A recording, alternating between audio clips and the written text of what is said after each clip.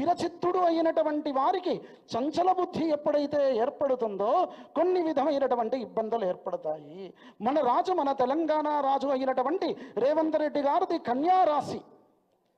ఎప్పుడైతే బృహస్పతి ఇన్ని రోజులు ఒక మంచి స్థితిలో ఉన్నారో ఆయనకు మే 14 తారీఖు రోజున ఎప్పుడైతే మారుతారో ఇంకా కూడా పదవి గండాలు ఎక్కువగా ఉండడానికి ఖచ్చితంగా అవకాశం. ఎందుకంటే అన్యోన్య వైరం క్షితిపాలకానాం, రాజులకు అన్యోన్య వైరం ఉంటుందని పంచాంగం చెప్తున్నటువంటి అంశం.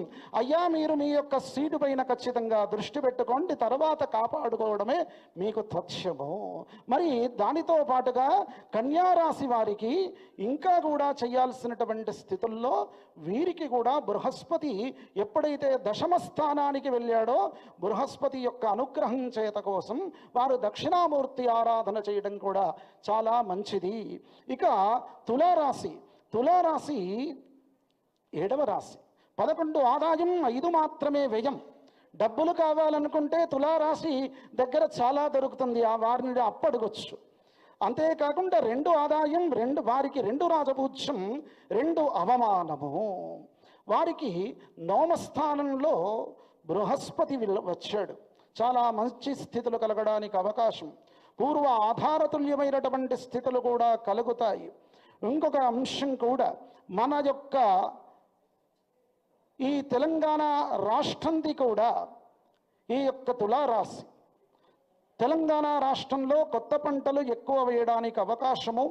రైతులు అసంతృప్తిగా ఉంటూ కొన్ని ఇబ్బందులు సంవత్సర చివరి కాలంలో ఏదైతే అతివృష్టి అవుతుందో వారికి కొన్ని ఇబ్బందులు ఖచ్చితంగా తప్పవు.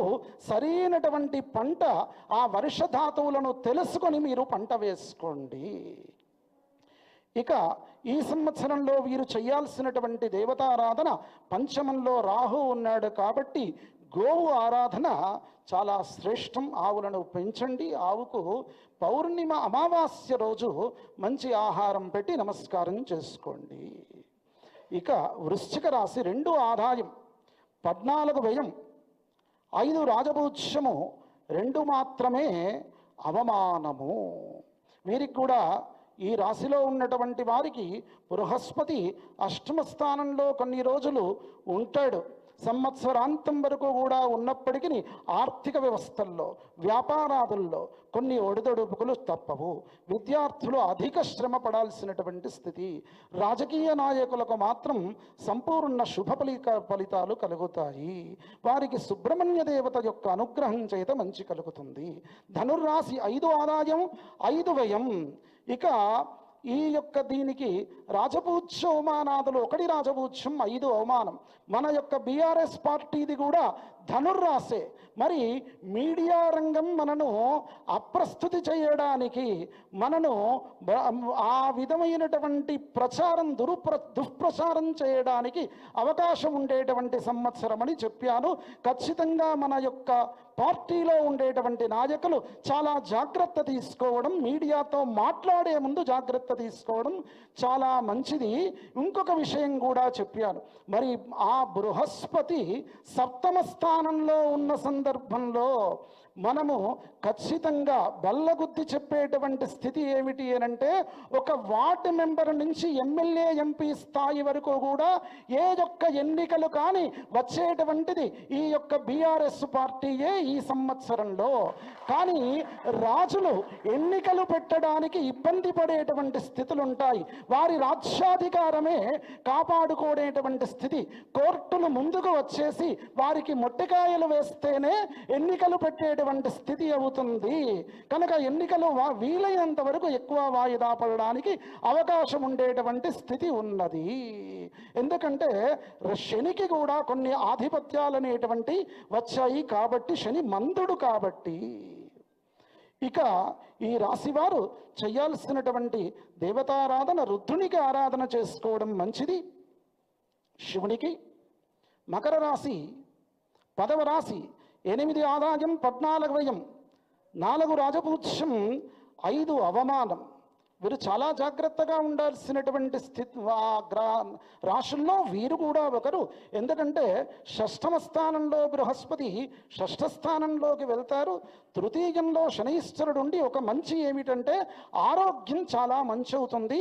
చాలా రోజుల నుండి బాధపడేటువంటి వారు ఉన్నారు, కుటుంబంలో చాలా జాగ్రత్తగా ఉండాలి. ద్వితీయంలో రాహు ఉన్నారు కాబట్టి వీరు కూడా రావి చెట్టుతో కూడుకున్నటువంటి ఆంజనేయ స్వామి యొక్క ఆరాధన వీరికి మంచి ఉపాయాన్ని ఇస్తుంది, ఉపకరిస్తుంది.